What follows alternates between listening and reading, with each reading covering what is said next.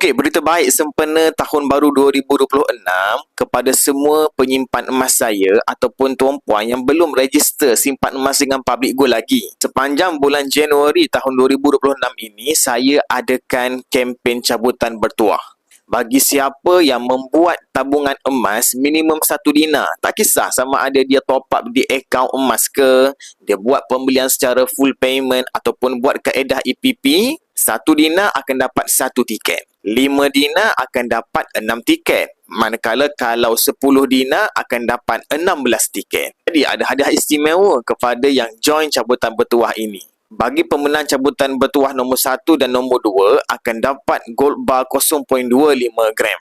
Harga hari ini sekitar 200 ke 300 keping. Jadi tujuan saya buat kempen ini tak lain tak bukan ialah nak kita semua ada simpanan emas yang lebih banyak.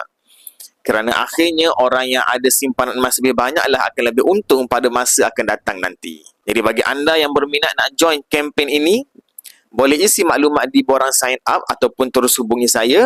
Nanti saya akan bimbing sebaiknya.